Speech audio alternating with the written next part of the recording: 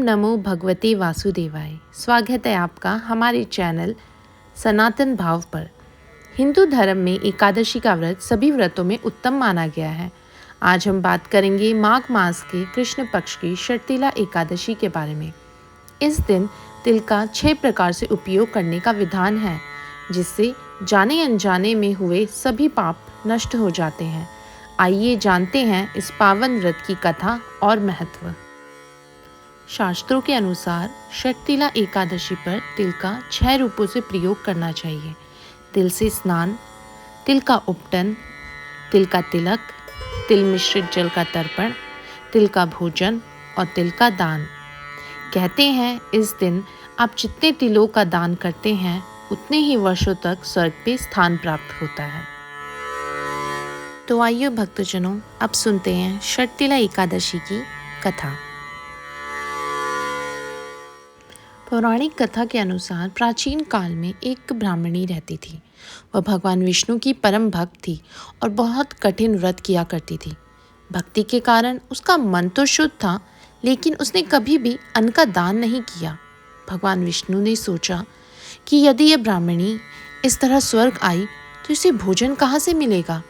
तब भगवान ने स्वयं एक भिखारी का रूप धारण किया और उसके द्वार पर पहुंचे, जहां उन्होंने भिक्षा मांगी।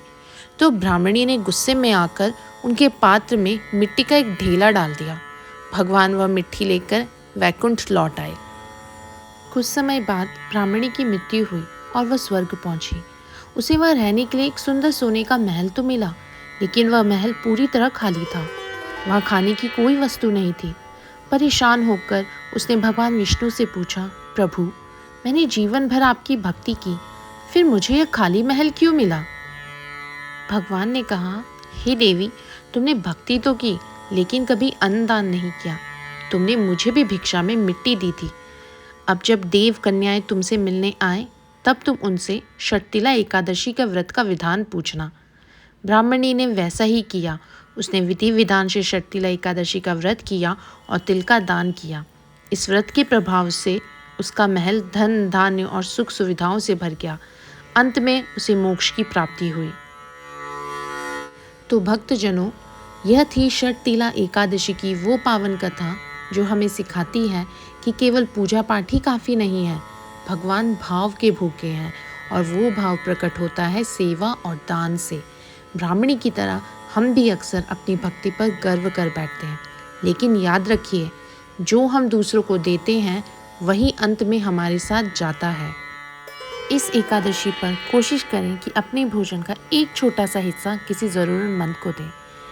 आपके द्वारा दिया गया मुट्ठी भर तिल या थोड़ा सा अन्न किसी के जीवन में खुशियाँ ला सकता है, और यही श्री हरि की सच्ची सेवा है।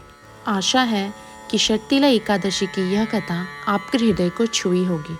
अगर आपको यह वीडियो पसंद आया तो इसे लाइक ज़रूर करें और अपने परिवार और मित्रों के साथ शेयर करें, ताकि वे भी उस पुण्य का भागी बन सके। भक्तों, हमारे चैनल पर प्रदोष व्रत और सोमवार व्रत की कथा भी उपलब्ध है। जीवन की बाधाओं को दूर करने और महादेव की असीम कृपा पाने के लिए उन कथाओं को भी ज़रूर सुनें। कमेंट में ओम नमो भगवते वासुदेवाय लिखना ना भूलें। मिलते हैं अगले वीडियो में। तब तक के लिए जय श्री हरि।